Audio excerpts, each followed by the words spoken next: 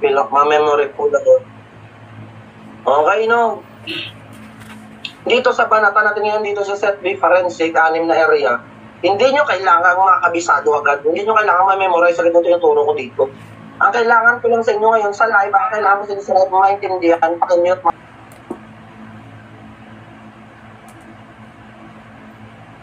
Wala ba ako cam? Wala ba ako camera? Pacheck nyo mga buddy, wala ba ako cam? Sir, meron. Meron po, sir. Tsaka yung wifi po, sir. Ay, nakakap signal. Okay, makinig. Dito sa live, hindi ko kailangan na makakuha nyo agad-agad. Hindi importante, hindi malaga na ma-absorb nyo agad. Ang importante lang dito, yung paliwanag ko sa live, maintindihan nyo. Kasi once na naintindihan nyo na, may replay naman eh. Doon sa replay, abang nagsusulat kayo doon, di ba pwede nyo replay? Kasi, the key, makinig, the key to mastery, nakikita nyo ba? The key to mastery is repetition, mga badingya. Repetition. Ulit-ulitin mo. Naintindihan mo sa akin ngayon, mamaya, banatan mo yung replay, then sunod na araw, basahin mo yung PowerPoint na binigay ko, then banatan mo itong replay hanggang ma-master mo yung ginagawa ng mga bossman yan sa karana, ang daming pumasa. Ulit-ulitin mo ng ulit-ulitin. Dito sa live, hindi mahalaga na ma-absorb nyo agad. Ang gusto ko lang dito sa live, maintindihan nyo. Once naintindihan nyo, okay na yan. Kasi may replay. Doon nyo na i-absorb ng doon nyo na ulit-ulitin sa replay hanggang tumatak. Kasi hindi, kayo si Albert Einstein, dito matatandaan lahat, no? Yan, ulit-ulitin mo nga pala yun na sikreto natin, no? Yan, para maging automatic siya sa utak nyo, huwag yung kalimutan yung repetition, mga badya. Ulit-ulit, natutunan mo na, ulitin mo ulit. Ulitin mo sunod na araw, ulitin mo next week, sacrifice. Hanggang board exam, ulit-ulit. Tapos ito pa makinig-manig. Pakimute rin yan. Sa set A nyo, di ba, all areas. Yan, all areas. Makinig. Sa set A nyo, di ba, all areas. All.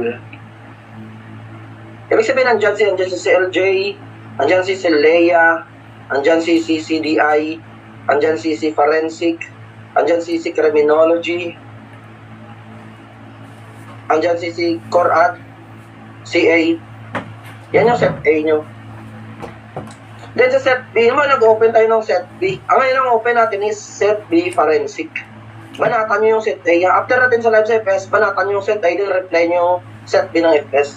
Ang next kasi natin CA. Banatan nyo, bago tayo mag-start ng CA, banatan nyo muna yung set A ng CA Corad bago kayo mag-set B. O kung naka-attend na kayo sa live ng set B, balikan nyo para yung set A para maganda yung low pulido yan, body, papasa ka. Pag ganyan ang ginagawa mo. Huwag nyo pababayaan yung set A. Kasi yung set A, maraming basic dun. Mahalaga yung basic, ang mga foundation sa board exam. Kung next naman natin na area, Leia. Master nyo yung Leia muna sa set A bago kayo mag-proceed sa set B. Sa set B, Leia. I-appel nyo lahat, tapos ulit-ulitin yung hanggang ma-master. Sipagan lang talaga dito mga body, no? Walang bobo, walang matalino dito. Ang punan mo ito, sipag magbasa. Kasi papaintindi ko naman sa inyo lahat, eh. No, walang bobo dito, kahit bobo dito makakapasa ka, no? Ako nga, bobo ako dati. No, nakakapasa yung nagiging top-notcher nga, no? For information, mga buddy. Nag-take ako way back 2020. Sa mga hindi pa nakakilala, 2021 December ako nag-take, no? First time mag-open ng board exam after pandemic. Ang dami namin nag-exam, buddy, 43,000. Kami nag-exam nationwide. Imaginein mo, di ba? Ano lang naman ako dati, elementary, wala naman, no? Puro suntukan, puro bulakbol, no? Nung high school, over the backwood, nung college, hindi naman ako ganun katalino, sakto, average lang, no? Nangungupya lang nga lang ako, eh. Then, pwede pala mag-top, no? Sa buong history kasi ng board exam, kami ang may pinakadaming takers. 43,000, kasi ngayon, mga 20,000 na lang. 22, ang amin yung pinakamadami. Ito yung pinakamahirap mag-top. Imagine nyo, kayo, una ko na slow na nakaya yun, hindi naman ako Latin honor, hindi naman ako loud. Latinggero, no? Latinggero. Hindi Latin honor. Kung kaya natin na average, ako slow naman ako, kaya nyo din. Kasi ang puna nyo lang talaga, buddy, sipag mag-ulit-ulit.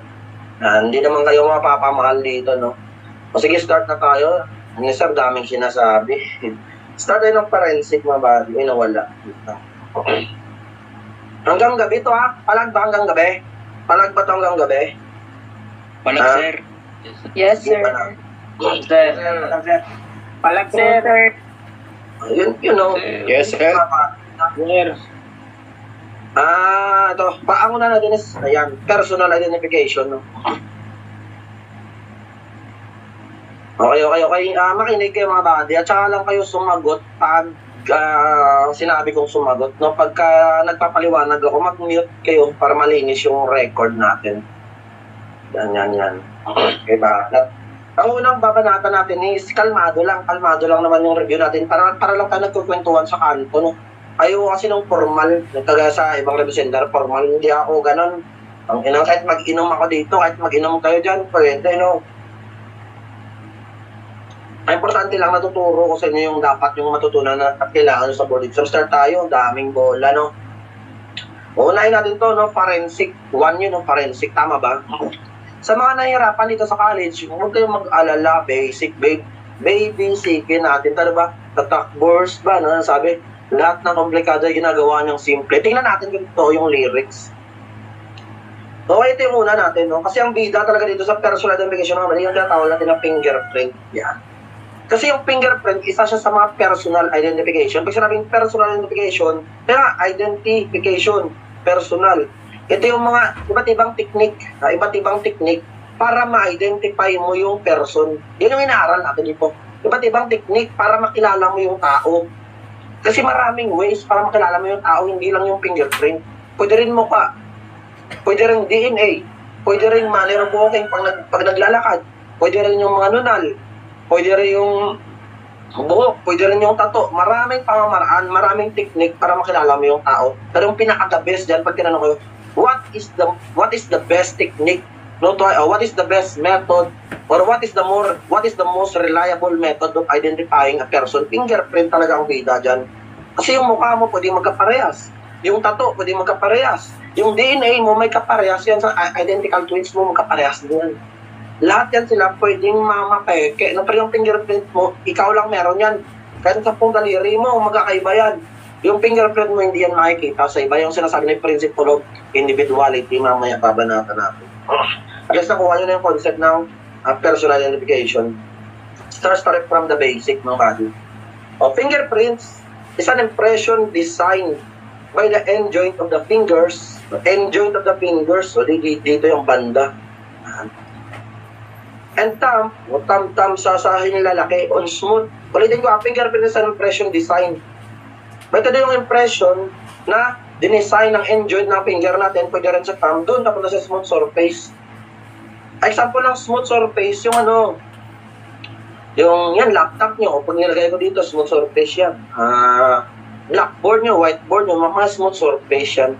Nagkakaroon ng impression doon sa smooth surface dahil sa, pwedeng sa ink, diba, lagyan mo ng ink yung kamay mo, lagay mo sa papel, pwede rin sa sweat, pawis. May mga pawis dyan na lumalabas sa sweat pores mo. Pwede rin any substance capable of producing visibility. Tandaan niyo yung tatlong phalanx sa ating mga malitaw ito. 3 types of phalanges or finger bones. Finger bones. So, start tayo sa mga basic. Distal phalanges, ito yung fingertips or terminal. Ganun. Ito mga body yan. Distal phalanx, pinakadulo. Tandaan nyo, distal phalanx. Siya yung terminal or pinakadulo. Okay, next is medial. Okay. Ang word medial, medial gitna. Intermediate. And medial phalanx. Yan yung mga finger bone, yung mga buto sa daliri. Distal, dulo, medial, gitna. Proximal sa pinaka, yan siya yung pinakaugat, pinakababa. Closest to the hand. Sa board exam mga body, lalo na sa area ng forensic, may mga illustration type kasi mga body. Yung mga illustration type example, papakita sa inyo, buburahin. Okay, illustrate the given finger bone. Kasi ito yung tuturo araw. Anong finger bone yan? Patay na medial. Illustrate the proximal phalanx. Ito, at least alam nyo. Distal, dulo, medial, middle, proximal, ugat. Sa word proximate, close na siya yung pinaka-ugat. Malapit siya sa kamay. Tandaan nyo lang yung mga body. Sabi ko, hindi nyo kailangan ma-memorize ngayon. Kahit mamaya. No, ang gusto ko lang maintindihan nyo yung punto. Alam nyo na yan, oh. There are 56 phalanges in the human body, 14 on each hand and 2. Tayo meron tayo dito na carpal. Kasi alam nyo na ito, dyan. Yan na yung phalanges, eh. Yan sila. Yung color brown, yung phalanges, yung carpal, yung color green. Ito, carpal. Located on the wrist area, a set of 8 irregularly shaped. 8 naman yan sila. Sa 2, 3, 4, 5, 6, 7, 8. 8 na irregular bone. Yan. Yung carpal bone. So, metacarpal, 5 each one of related on. Bawat isang phalanges, matig isang carpal. Yan yung 5 metacarpal, gitna. So, tandaan mga buddy, yung brown yung phalanges, yung blue metacarpal, yung green carpal.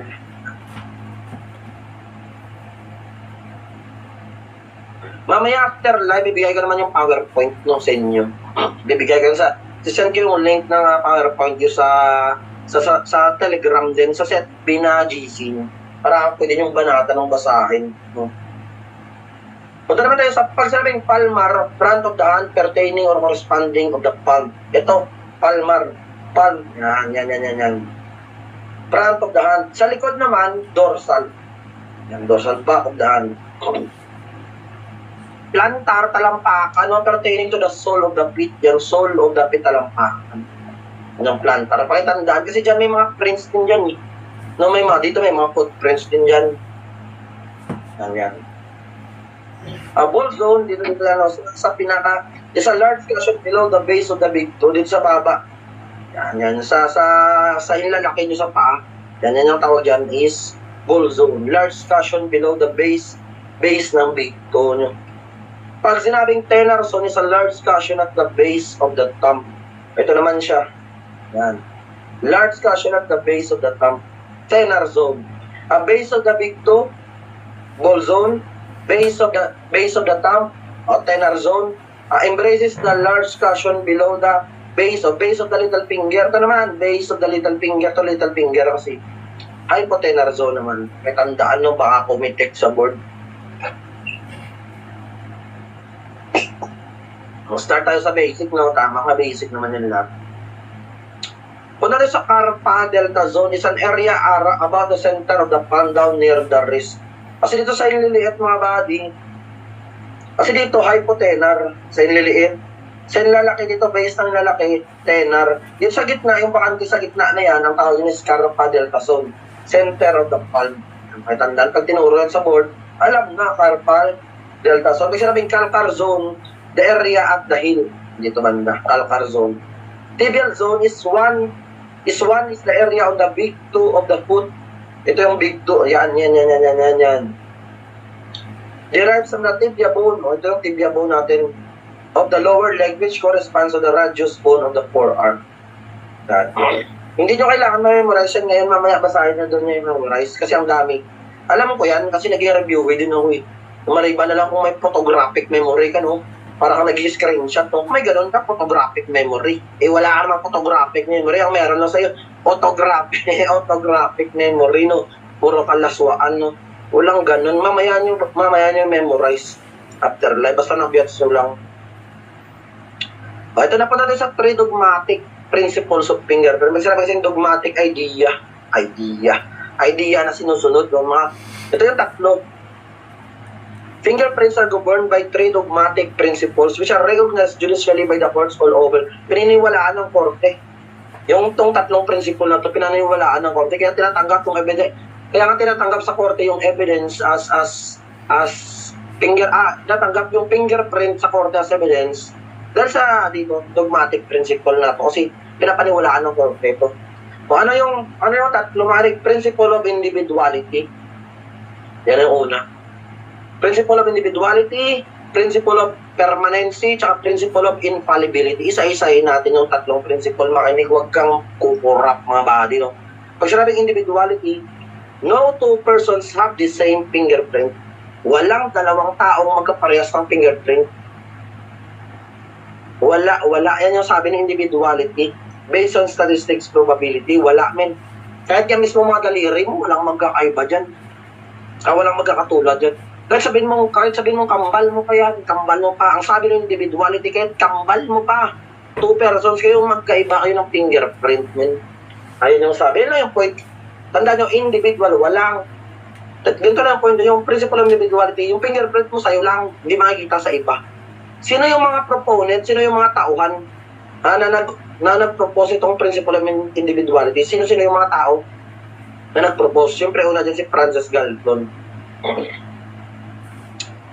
Tandaan nyo mga bali, sa board exam, wala na gaanong tao, no, huwag kayo lang mag-memorize ng tao. Familiarize nyo lang, pero huwag nyong daanan. Stambayan nyo lang, huwag nyong, daanan nyo lang yung mga tao, huwag nyong stambayan, pati yung mga batas, mga Republic Act, huwag ka magkabisa doon, dikit-dikit ka pa sa pader ng mga history, mga personality, ang daming father sa fingerprint, no? May father na, may grandfather pa, may mother of criminal, huwag na yung mag-memorize gano'n nun. Familiarize nyo lang. O ito yung mga proponent ng individuality. Una si Francis Galton. Tandaan nyo lang, kilala si Francis Galton sa law method. Ano yung law? Hindi yan yung batas sa CLJ. Pag sabing law, ito yun, loops, arcs, tsaka words. Siya ang nag-divide niyan. Francis Galton is a British anthropologist, pinsan siya ni Charles Darwin, who divided the types of fingerprint. Siya pala ang nag-divide ng fingerprint pattern dito sa tatlo. Loops, arcs, tsaka words. Tandaan nyo pag tinanong kayo, sino ang nag-divide ng fingerprint pattern sa loops, arcs, and words? Si Francis Galton. Bukod sa pag-divide ng 3 general patterns, sabi niya, he also stated that if there is a possibility for 2 prints to be the same, sabi niya, wala talagang magkaparehas. Pero kung may possibility man na magkaparehas, yung fingerprint natin, tinan mo yung ratio, 1:64 billion. Sa isa, magkakaparehas ka daw sa 64. Parang malabo, no? Malabo, 1:64 billion yung probability. Yung possibility na magkaroon ka ng kaparehas, parang malabo din, parang sinabi niya ng malabo. Kasi ilan na yung tao sa buong mundo, umabot ba ng 64 billion? Wala naman eh. Tandaan nyo, 1:64 billion. Siya ang nagsabi ng probability or statistics na yan. Parang imposible din. No? Tandaan nyo lang. Then, sa libro ni Galton, may ginawa siyang libro. He publishes his first book on fingerprint. Sa libro niya, he identified the individuality and uniqueness of fingerprint. Doon in-identify niya yung pagiging unique ng fingerprint ng bawat isa sa isa. Siya nag-identify ng si Galton. The unique characteristics of fingerprints as identified by Galton will officially become known as minutia, yung pala. Or Galton details. Tatlo yan rich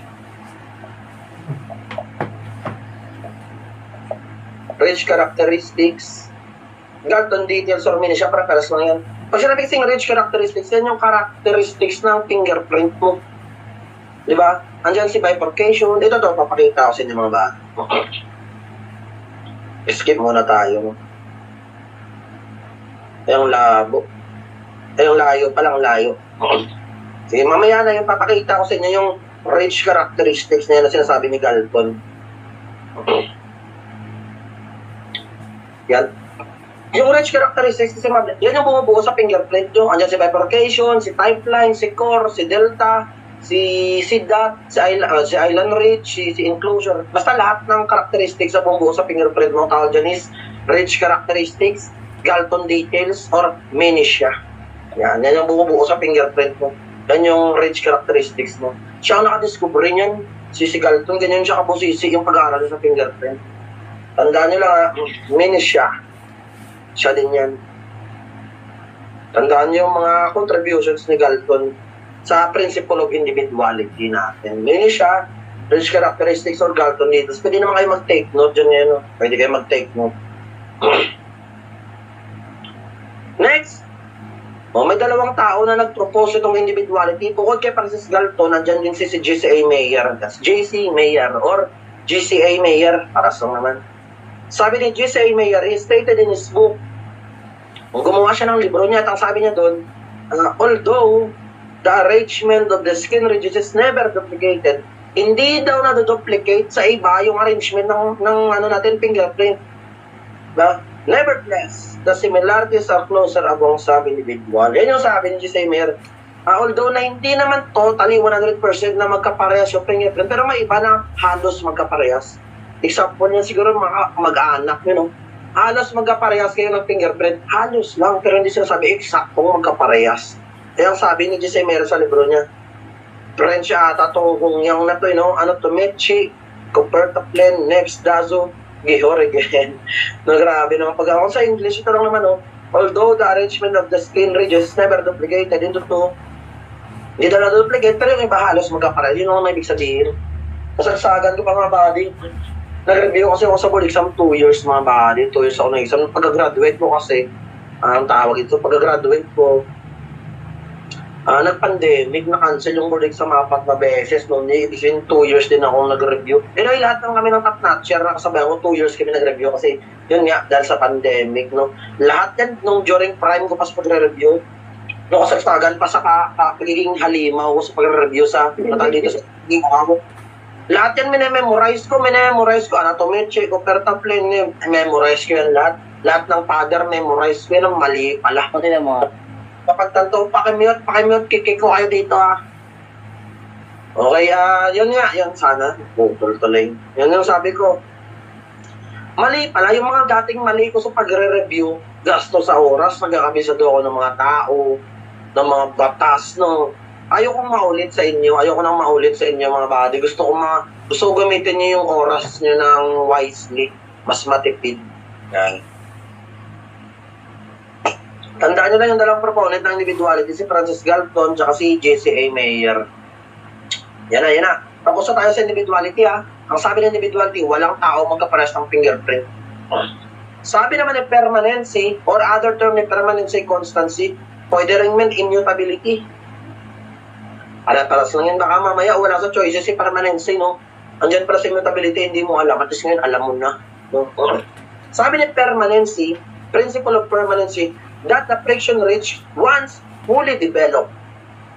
Once na fully developed na daw yung fingerprint mo, its arrangement will remain the same throughout one's life. Ang tanong mga body, no? During your fetus life, no? Ito maganda, nag-invest talaga ako para sa inyo, para maganda yung, may whiteboard na tayo, may PowerPoint pa tayo, ganyan. Yung mga binabayad nyo sa akin, na-invest ko yan sa mga tablet, no, sa mga laptop, sa mga power projector, doon sa review center ko ngayon na yan yung binabalik ko rin sa mga future review, sana tayo. Pag tinanong ka during your fetus life, mga bali, sinapupunan ka pa lang, kailan nag-i-start, wala pang tanong, may sagot na. Galing na ito. Nakaano na kayo ng set A, no? 3rd to 4th months of the fetus life, nag-i-start to form. Yan sinasabi ko pag nag-avail kayo ng set A. Sabi niya, nag-start yan, 3rd to 4th month, nag-i-start. Nakakompleto yan, 5 to 6 months, kompleto na. Kompleto na yung forma ng fingerprint mo. 3rd to 4th months, nag-i-start. Tingin pa lang yan, no? Once ang sabi dito, once na siya mga body, anong sabi dito? Once ma-develop, once ma-complete na yan, makukumpleto na yan 5 to 6 months, hindi na yan magbabago hanggang mamatay ka. Nagbabago lang yung size, pero yung pattern hindi. Sayang sabi ni permanency. Yung isa sa mga nakadiscovery na ito, mga bali, bakit permanent yung fingerprint natin? Ang nakadiscovery niya kung bakit permanent yung fingerprint si Herman Wecker. He took the prints of his own palm. Ginanon niya pala yung palm niya sa clay tablet. Isang clay tablet, ginanon niya yung palm niya.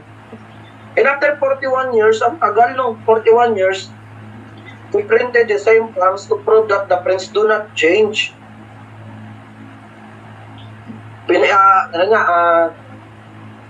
Nilagay niya sa pinrent niya sa hinulma niya sa clay tablet yung palm prints niya. After 41 years, hinulma niya ulit. Nagbago lang yung size, pero yung pattern hindi nagbago. Siya nalaman niya, okay. Yung fingerprint pala permanent throughout one's life. No? From womb to tomb. Sinapupunan ka pa lang, womb, 5 to 6 months, hanggang sa libingan mo, maliban na lang kung mabulo ka. Ayan ang sabi ng permanency, hindi yan nagbabago. May mukha ba ni sir sa inyo, sa akin daw? Meron ba? Di nakikita naman yung camera. Baka sa internet na yan, take ulan kasi. Pwede kang mag-live sa Zoom.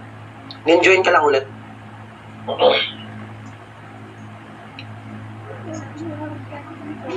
Ano ba dito? Relax lang kayo, relax. Relax lang sa natututo. Pag may tanong kayo, tanong lang, hindi tayo dito formal, no? Kukwentuhan lang tayo dito. Ayun, nakaiwala yung cam ko, buddy, kasi yung ano ko, presentation sa tablet. Sa tablet. Ay, pin ko. Ay, pin nyo nga ba dito? Ito kay Tuna. Yan, pin ko. Doon, dito. Hindi ko nakikita yung iba tuloy.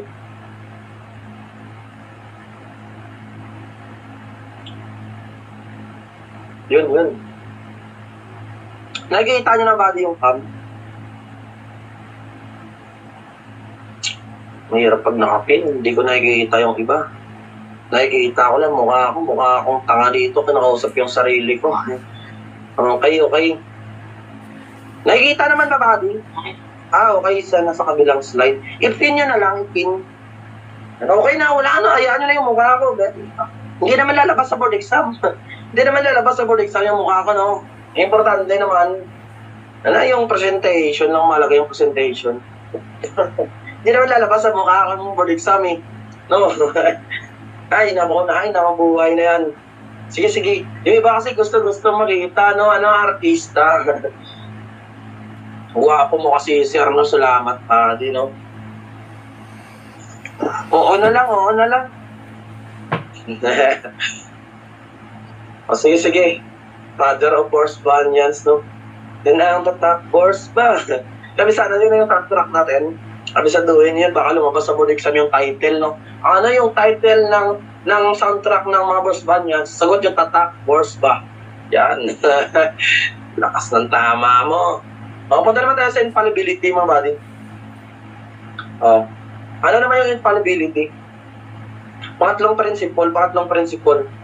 That fingerprint is a positive and reliable means of identification. It cannot easily be forged. Tingnan nyo, fingerprint, buddy, is the most reliable na pamamaraan para makilala mo yung tao. Kasi nga sabi ng individuality, hindi na nakikita sa iba. Positive siya. Kasi pag nakita yung fingerprint, ang sabi ni infallibility, kapag nakita yung fingerprint mo sa crime scene, hindi ka pwedeng tumanggi, hindi ka nanggaling doon kasi andun yung fingerprint mo. Positive and reliable means yun ng identification mo kasi andun yung fingerprint mo. Kasi ikaw lang ang nagmamayari niyan. Yan sabi ng infallibility. It cannot easily be forged. Hindi pwedeng mapeke yung fingerprint mo. Yung pirma pwedeng pikiin eh.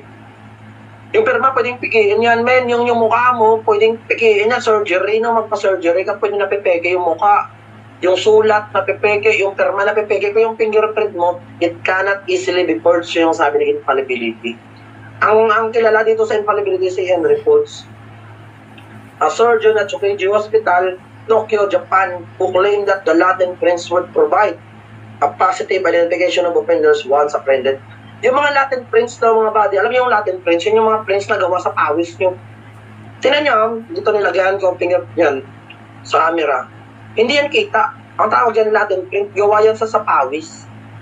Yung Latin print daw ay mahalaga daw yan, sabi ni Henry Foltz. Kasi sa Latin print, pag dinevelop mo yan, pwede mong makilala kung sino yung may-ari niyan at hindi na siya makatanggi na nanggaling sa crime scene. Yan ang sabi ni Henry Foltz, mga buddy. Klaro ba? Anong klaro? Gets ba yung tatlong principle? Basic ba yung tatlong principle? Yung may iba, mga buddy? Pati yung mga tao. Yes, sir. Yes, sir. Alam niyo na, no? Natutunan niyo ba ito ng college, no? Mga online ba kayo? Online, sir. Online, sir. Pandemic. Kawawa naman kayo, no? Sige lang, banata natin yan dito. O, ito na, punta na tayo sa, fingerprints offer an infallible means of personal identification. The contemporary method of identification, which is DNA. Ito yung makabago ngayon, mga buddy. Ito na yung mga buddy, huwag kayong magbanggit ng ibang review center dito. Huwag kayong magbanggit ng mga review center. Baka hindi ako naninira. Hindi ako naninira sa live, no. Hindi ako naninira kasi pwede sa page mo siraan tayo sa page no, magparadagulan, huwag lang dito sa live. Baka sabihin, tinuturuan ko kayo manira. Hindi ako ganun. Humble lang, sir. Humblog lang, humblog. Minsan humble, minsan humbog. Okay, banat. Ito yung makabago ngayon, ito yung makabago yung DNA. Tandaan nyo mga buddy, baka lumabas sa board exam, mga buddy, huwag kayong mga sira ulo, mga daming kupaling kasi dito, no? Dami rin kupal na followers, sige lang. DNA or deoxyribinol, pakitandaan yung tamang spelling. Kasi lumabas sa board exam way back 2018, DNA stands for what? Puro deoxyribonucleic acid spelling lang nagkatalo. No? Yun lang yung pangtalo. Pakitandaan yung tamang spelling ng body. Which is, yung DNA, which is a marvelous protein substance which controls the form and function of the cell and tissues of a particular individual so that they harmonize with this heredity pattern.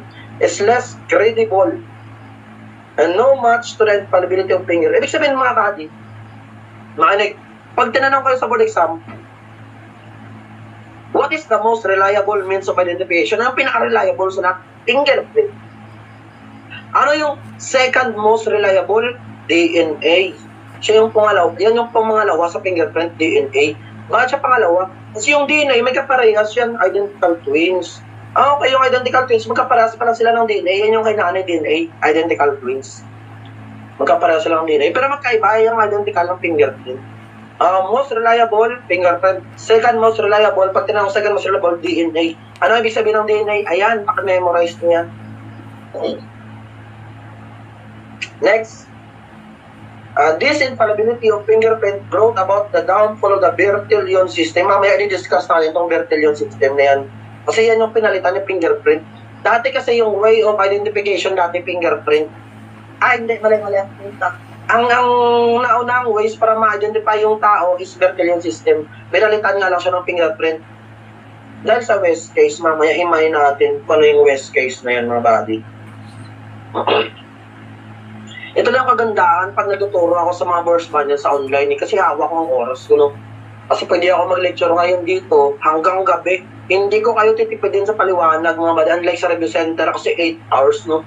Bibigyan ako ng 8 hours. Siyempre, tatapusin ko, mamadaliin ko yan dito. Walang madalian dito.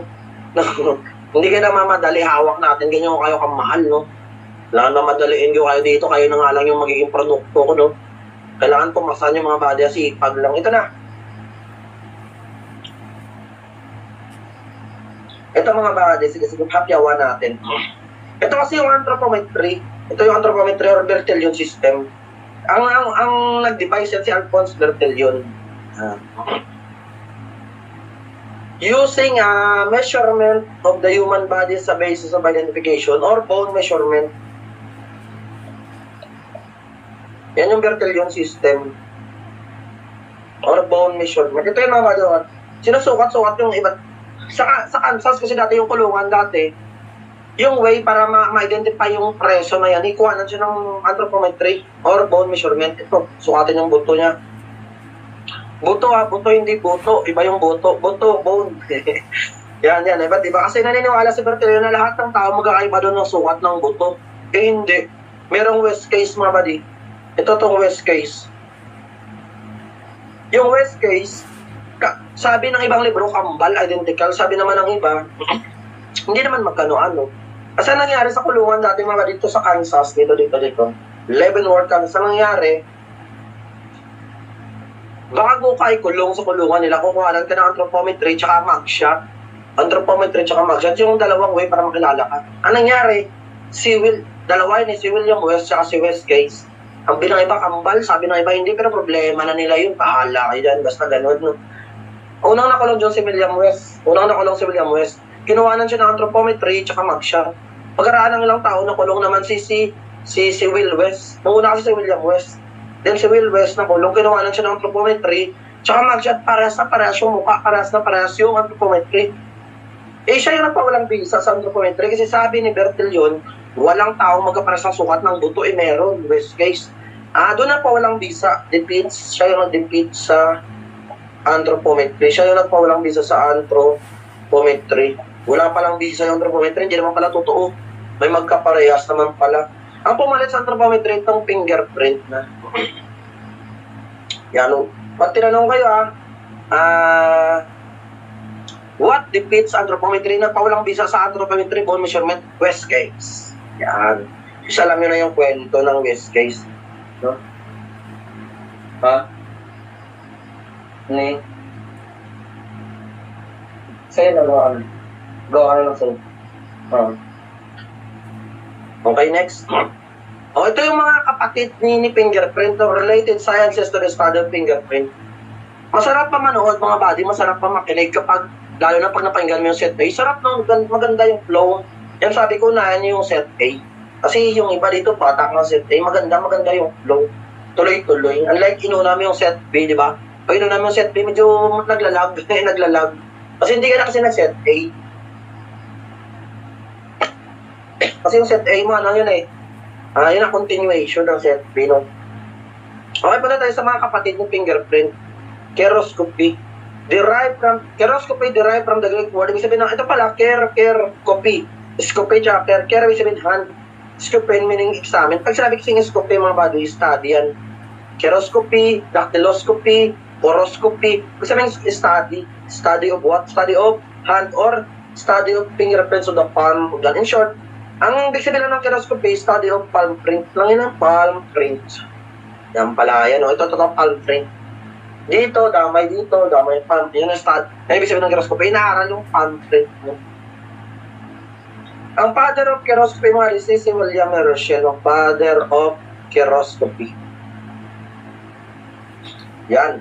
So yung father of keroscopy, ang ginawa ni William Herschel, he printed the palms of the natives in order to avoid impersonation among laborer. Prints of the entire palms were used instead of signature. Kasi dati, sa India, kasi ito mga badi, yung mga natibo dun sa India, hindi marunong magpirma, no? Hindi marunong magsulat, hindi marunong magpirma. Ang ginawa, sige, para malaman ko sa mga in-issue ko na payslip, yung sahod, para malaman ko na hindi na kayo umulit, hindi kayo magdaya. Ang gawin yung pirma, palm prints. Siya palang unang gumamit ng palm prints. Naniniwala. Okay,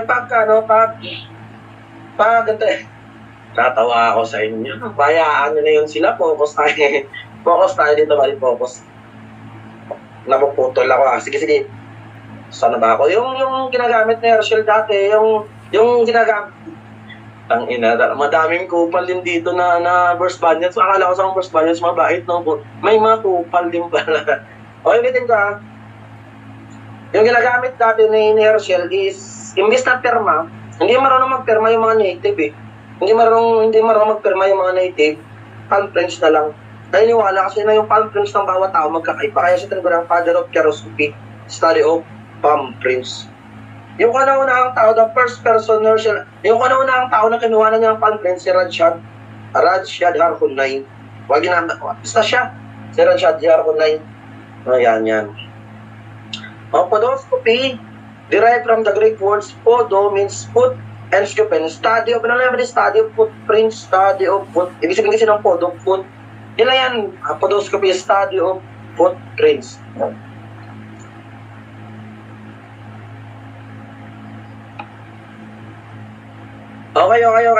Poroscopy. Ano ibig sabihin ng pores? Sweat pores, yan. Study of sweat pores. Yan. Alam mo yung sweat pores, yun yung maliliit na butas sa balat yung nalabasan ng pawis. Poros, yan yung sweat pores. Ang father of poroscopy and natabunan ba dito ito si Edmund Locard. Edmund Locard, a father of poroscopy. Yan, father of poroscopy.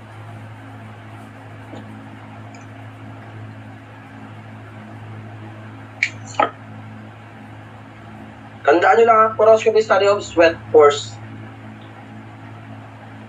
Next is idioscopy tayo. Tandaan nyo, pag sinabing poroscopy, dyan lumalabas yung pawis nyo, dyan lumalabas poroscopy ang pag-aaral. Idioscopy, mga buddy, edges of the individual fingerprint ridges.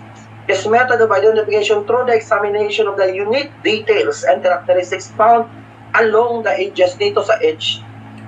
May print, tingnan nyo dito sa gilid. May print din dyan na tawag din idioscopy. Dito sa mga gilid. Yan, idioscopy ang tawag sa pag-aaral na yan, mga buddy. The method was filed by Salil Chateri. Wag yun ang kabisaduhin yan. Kaya nga dito, sa 2 years na akong national lecturer, mga buddy, 2 years na akong alam ko na yung hindi lalabas. Alam ko na yung bibigyan ko na, ito lalabas to.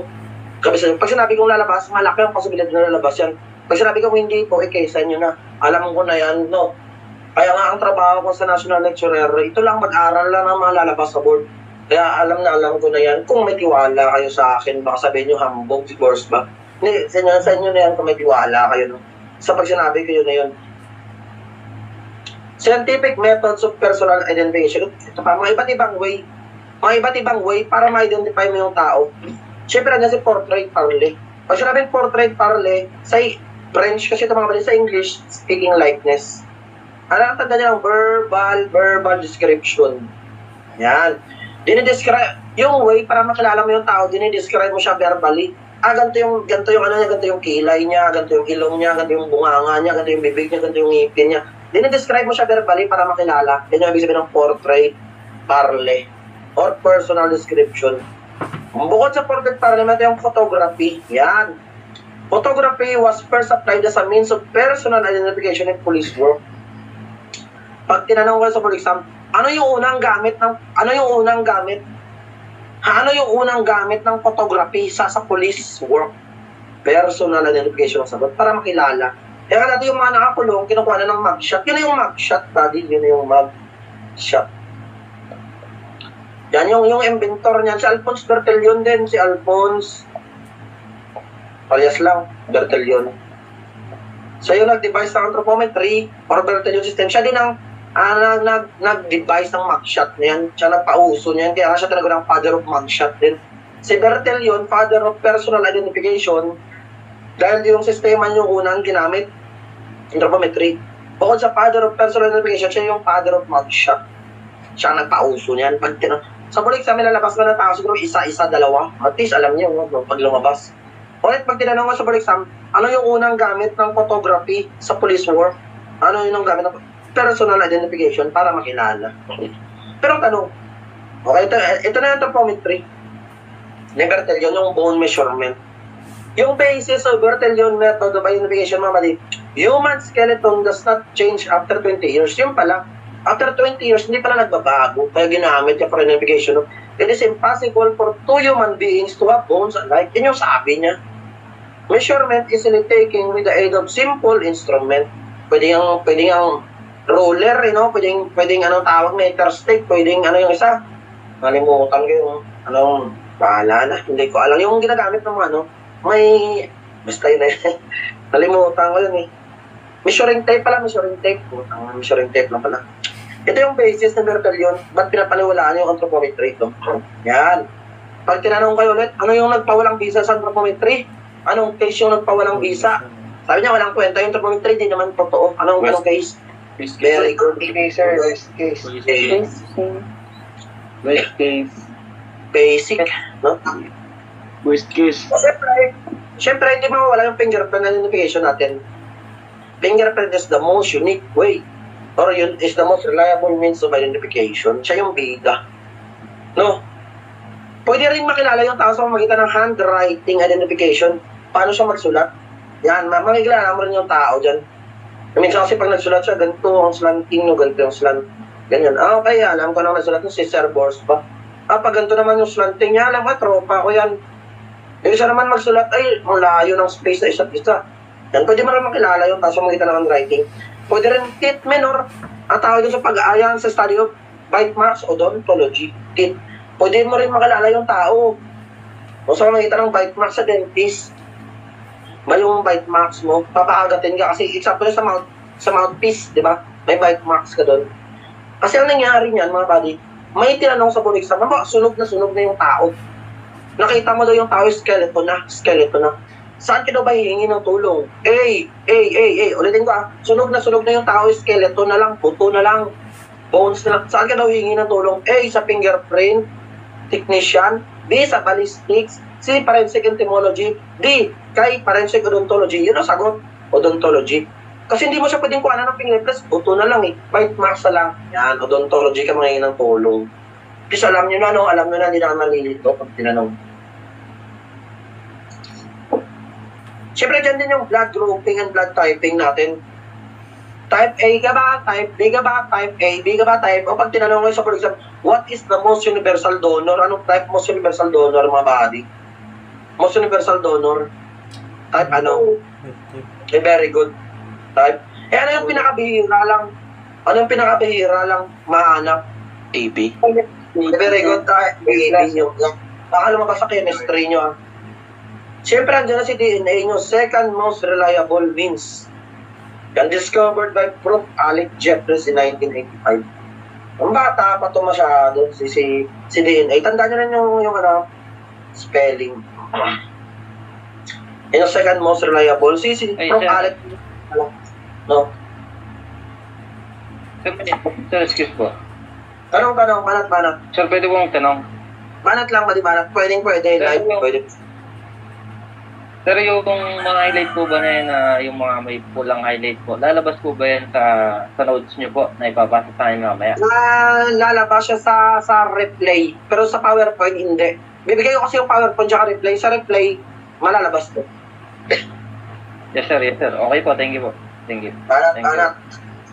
Mama, sige, sana tayo. Okay, punta na tayo sa friction skin. Pag sinabing friction skin, ang other term naman is epidermal hair skin. Or, ang tawag ng mga biologist dito is molar skin. Pag biologist ang nagtatawag, ang nag-term. Pero pag fingerprint technician, friction skin. Yun na yung epidermal. Ito yung balat nyo na walang buhok, walang hair. Example nito itong friction skin. Wala kang kitang buhok dito sa palmar. Pero sa dorsal, hindi siya friction skin sa diba dorsal sa likod? May buhok na yung maliliit eh. Another example ng friction skin is yung sa talampakan mo. Yun yung mga friction skin. Ang balat mo na walang buhok. Found on the ventral or lower surface of the hands and feet. Ito na dito. Covered with minute ridges and furrows and without coloring matters or pigment. Bukod sa friction skin or epidermal skin, ang other term is papillary or epidermal ridges. Para tandaan ng lahat. Okay. Yan. Yan lang yan. Balat na walang buhok. Walang bulbul, no? Friction skin. Saan nakikita? Pwedeng sa kamay. Dito sa palmar, pwedeng sa dorsal. Patay na. No, punta tayo sa fundamental layers of friction skin. Okay? Fundamental layers of friction skin. May dalawang layer. Yan, meron tayong epidermis tsaka dermis.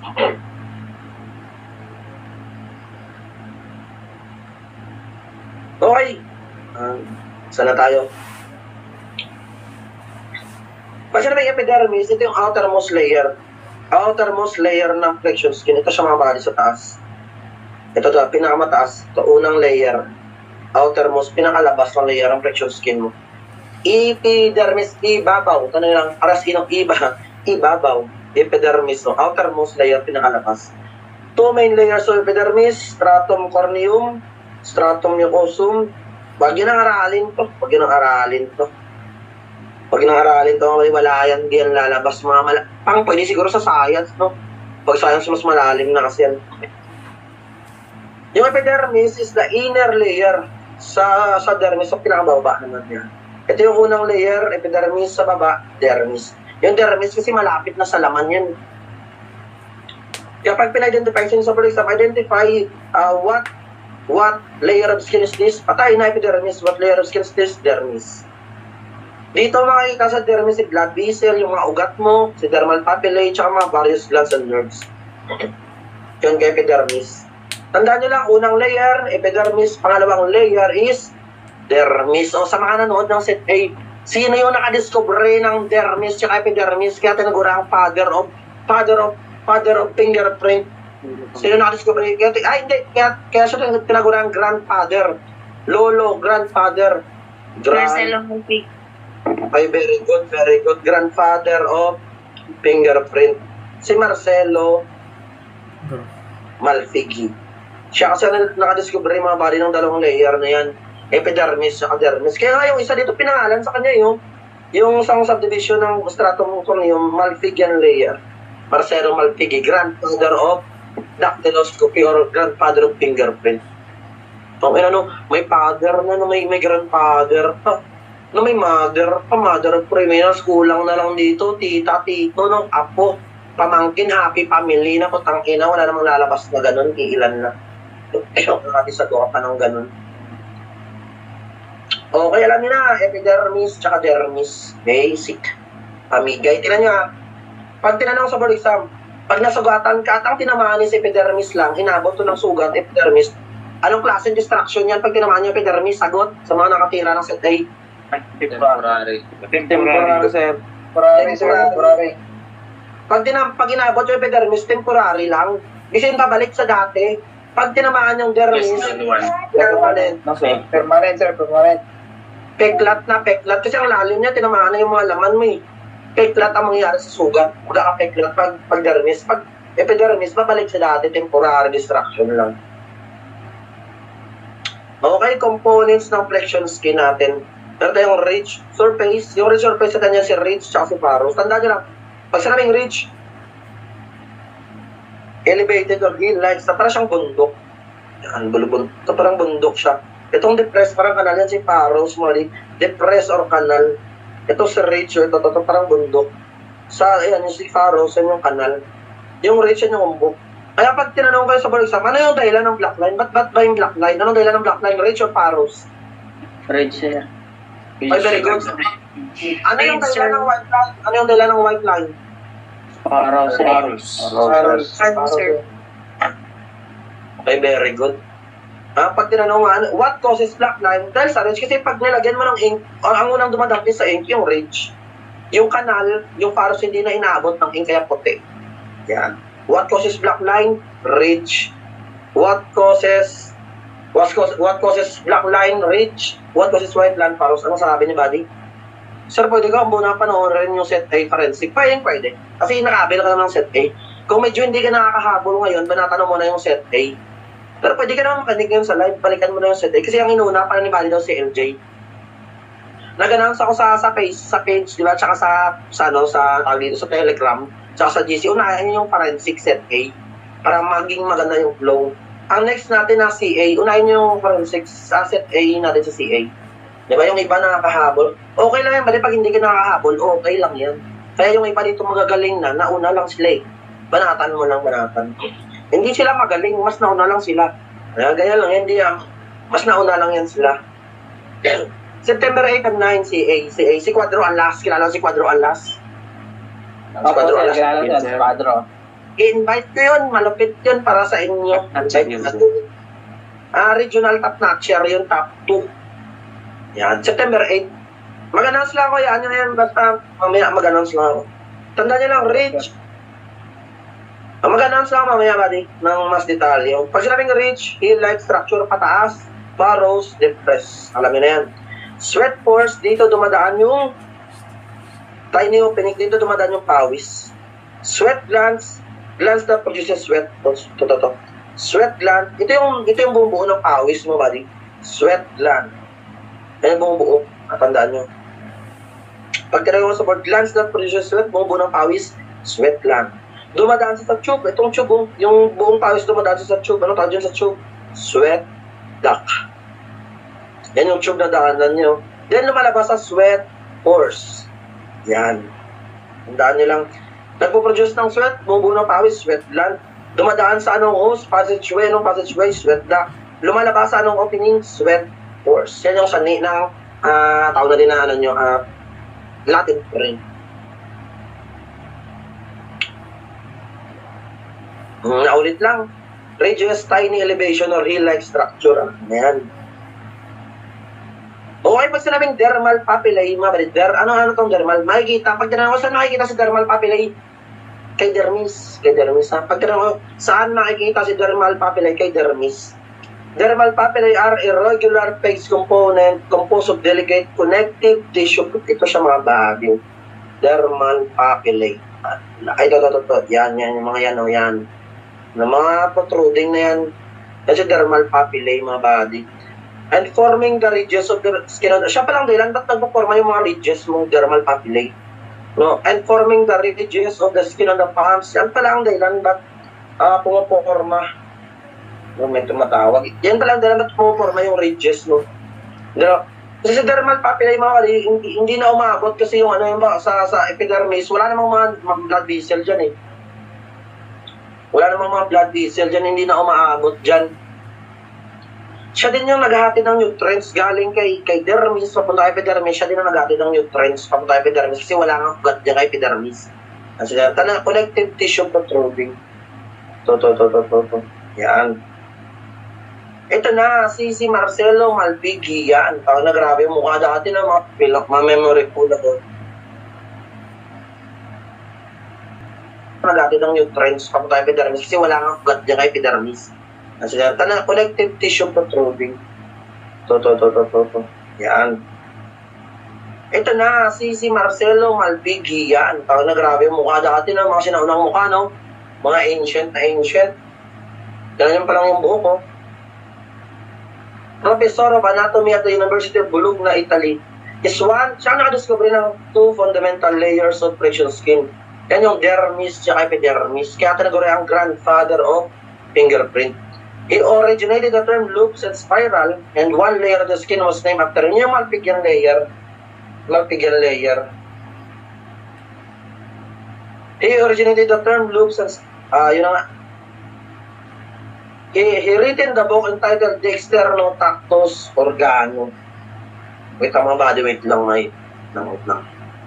Ano tayo? Okay, sana. Okay, alam niyo na. Yung libro ni Malpighi, The Externotactus Organo. Ibig sabihin nito, external organ of touch. Ibig sabihin dito nakapokus yung pag-aaral niya, external organ of touch. Yan. Anong tawag? Yun nga. Ano ba yung external organ of touch natin? Ano yung external organ of touch? Ano yung external organ of touch? External organ of smell. Ilong. External organ of ear. Ear po tayo, hearing, external organ of skin. Touch. Yan, touch skin. Ibig sabihin dyan nakapokus yung pag-aaral ni Malpighi mga bali sa skin. Okay. Pinalalim niya yung pag-aaral sa balat. Kaya na-discover niya yung epidermis at dermis. Kaya tinaguri ang grandfather of fingerprint. Ganun kalupit si Malpighi. Pinalalim niya yung pag-aaral sa skin. Lupit. Kaya tinagulaan kang lolo. Lolo pala, hindi pala pagar, no? Lolo ng fingerprint. Ito na. Pag tinawag ka na nag-start, maporma yung fingerprint, 3rd to 4th month dyan nag-start. Ang pinag-usapan ng start pa lang. Kasi simula pa lang bumuo. Kailan siya na-develop? Kailan siya nakakompleto? Ilang buwan? 5 to 6. Very good, no? 5 to 6 fully developed.